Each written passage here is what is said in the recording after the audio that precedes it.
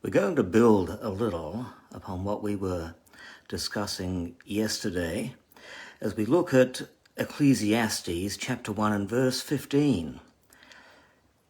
Solomon says, "What is crooked cannot be straightened, and what is lacking cannot be counted." I remember hearing a nursery rhyme in my childhood. There was a crooked man, and he walked a crooked mile. He found a crooked sixpence against a crooked stile. He bought a crooked cat, which caught a crooked mouse, and they all lived together in a little crooked house. That's a depiction of Ecclesiastes 1 verse 15. What is crooked cannot be straightened.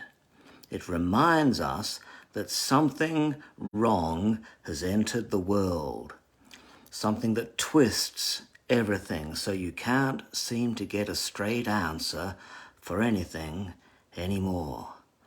The human condition is so affected that we can't walk a straight path. We're like drunk men trying to walk a straight line but staggering one way and then the other. The world is crooked and cannot be straightened. And the reason why criminal elements in society and in government, in business, the reason why these elements continue to prosper is because the world is crooked.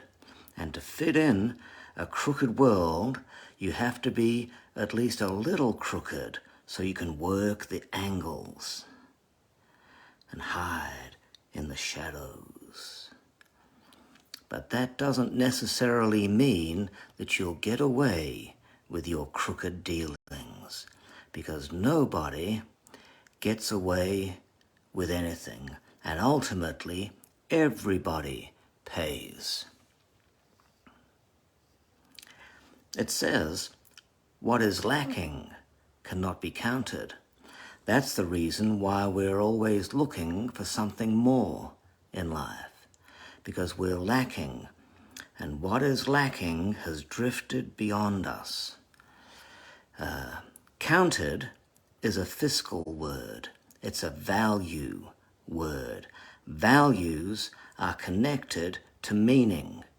Your values reveal the meaning you place upon yourself and the world around you.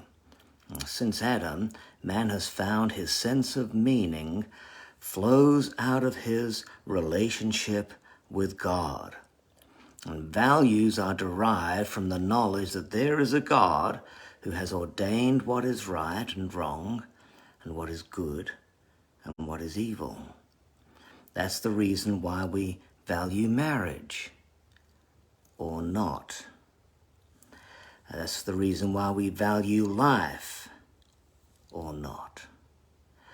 That's why we place such a high value upon honesty and virtue and courage and faithfulness.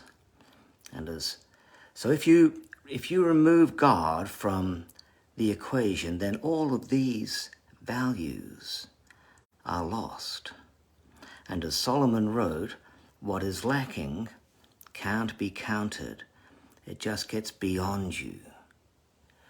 That is exactly what took place in the 18th century when humanism decided that God was no longer the center of man's belief structure. And if God is no longer necessary for humanity's existence, then anything goes.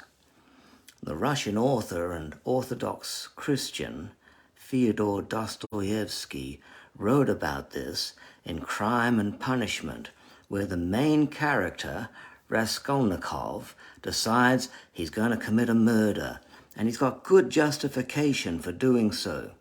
He needs money because he wants to go to law school. And also, he'd like to help out his sister, who is in the throes of prostituting herself by marrying a man who has contempt for her, a man she hates. And Raskolnikov is also trying to rescue his mother, who's in dire financial constraint.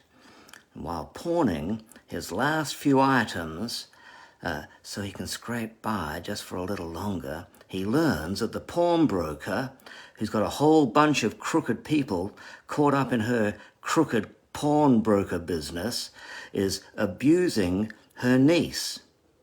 The pawnbroker is abusing her niece and treating her as a slave. And Raskolnikov reasons, the pawnbroker has money. I'm in dire need. Why not do away with her? Because, well, why not? I'll take her money. She's not doing anything good with it anyway. And in the process, I'll free the niece that she's mistreating. And all that will happen is that the world will end up a better place. And the only thing holding me back is conventional moral cowardice. And so he goes through this day after day, processing it, and week after week, and intensely imagining what he's going to do, trying to justify his act, placing himself outside the law, and rationalizing why his only problem is an arbitrary, indoctrinated morality.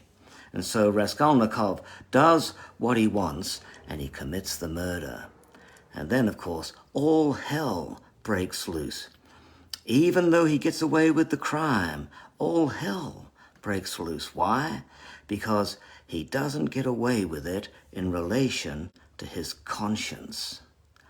And Crime and Punishment is stating, if the rationalists are right and there is no God, then you can get away with whatever you want. And yet this merely underscores the fundamental problem that while we might be living in a crooked world, still nobody gets away with anything. Proving that somewhere, there must be a straight line by which all things are measured. So the radical atheists of this world seem to think that once you remove traditional beliefs in a transcendent God, then everyone will treat everybody rationally and with egalitarian equality. The problem with that is without God, society becomes every man for himself and the devil take the hindmost. And the very ethics they think is a normative aspect of human nature, is in fact the consequence of belief in God. And not just any God, but specifically in Jesus. The fundamentals of the Western world is built upon the morality of Jesus. The proposition that underpins Western society and shores up all of our axiomatic values is that there is a transcendent God. And the moment God loses his place in our thinking, then all our values are lost and society implodes. The ethic that drives our culture is predicated upon the idea that there is a God. You can't just take belief away and expect the whole social schemata to remain mid-air without any support. What is lacking cannot be counted. In other words, there are essential things that cannot be calculated or rationally qualified. And all of the things, all of the big things, the core values that are essential for us to survive with any sense of well-being are dependent upon the God factor. Now we see why in our modern day, marriage has lost its appeal to the postmodern man. Now we know what's behind the whole abortion agenda. Now we grasp why there is a move to reduce the population of the world. Now we understand why the idea of tolerance has become the highest ethic. It's so that ideologies can enter society that have no tolerance for godly values, so that the Bible can be banned as hate speech. So Christian parents trying to raise their children with clear moral boundaries will be persecuted by people that are saying we should be tolerant of all views. The answer to the human condition is found through faith in God. Paul wrote, God was in Christ, reconciling the world to himself, no longer counting people's sins against them. Reconcile is another fiscal term. It means that God has solved everything with mathematical precision. In Christ, God has done everything necessary to straighten out whatever is twisted and to provide for whatever is lacking in the gospel. Think about it. Dostoevsky said, tolerance will reach such a level that intelligent people will be banned from thinking so as not to offend the imbeciles. I'll say that again. Tolerance will reach such a level that intelligent people, smart people, clever people, rational people, people like you, people maybe like me, but certainly people that are intelligent like you, will be banned from thinking so as not to offend the imbeciles. Fyodor Dostoevsky said that years and years and years ago, and yet this is exactly what is taking place in the world today. Wow. Well, there's a whole lot to think about there. God is straightening out our thinking, how we think about the world around us, how we think about life, how we think about faith, how we think about the place that God must hold within society, straightening out all of our thinking, because if we can think right, then we can be right. If we can think right, then we can do right. That's the only hope that the world has. God bless you. We'll see you again tomorrow for some more wisdom from the mighty book of Ecclesiastes, and we're still only in chapter 1. How about that? Much, much more for us to learn, much wisdom for us to embrace. We'll see you tomorrow.